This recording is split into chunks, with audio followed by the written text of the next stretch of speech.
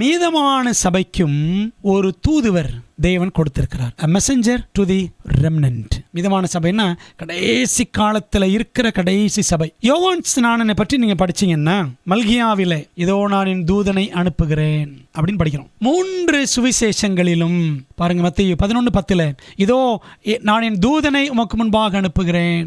Mark 1:2 இதோ நான் என் தூதனை உமக்கு முன்பாக அனுப்புகிறேன்.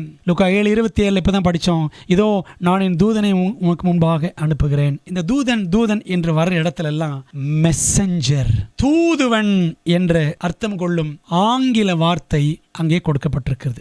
மெசஞ்சர். அன்பானவர்களே, அப்ப தீர்க்கதரிசிகள் என்றால் தூதுவர்கள். யோவான் ஸ்நானன் ஒரு தூதுவன்.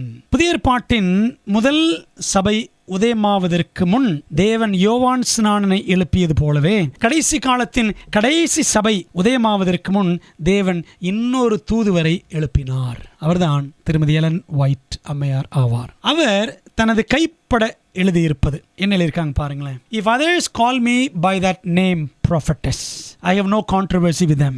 மற்றவர்கள் என்னை தீர்க்கதரிசி என்ற பெயரிலே அழைத்தால் அவர்களோடு எனக்கு எந்த விதமான சண்டையும் இல்லை.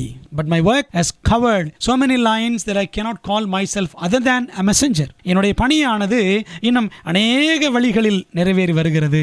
ஆகவே தூதுவர் என்பதை காட்டிலும் எப்படி நான் என்னை அழைத்துக் கொள்ள முடியும்? Sent to bear a message from the Lord to his people and to take up work in any line that he points out. அவருடைய ஜனங்களுக்கு தூதை சுமந்து கொண்டு செல்ல அனுப்பப்பட்டவள், அவர் சுட்டிக்காட்டும் எந்த பணியானாலும் செய்ய வேண்டியவள் என்று தன்னை குறித்து சொல்கிறார். தொடர்ந்து பாருங்க. Early in my youth I was asked several times, are you a prophet?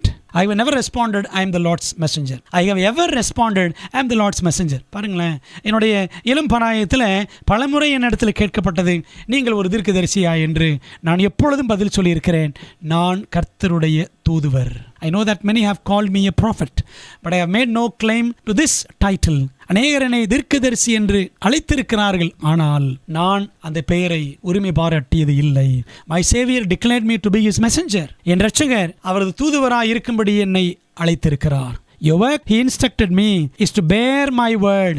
என் வார்த்தையை நீ சுமந்து கொண்டு செல்ல வேண்டும், அதுவே உன் வேலை என்று அவர் சொன்னார். Why have I not claimed to be a prophet? நான் ஏன் என்னை தீர்க்கதரிசி என்று அழைத்துக் கொள்ளவில்லை?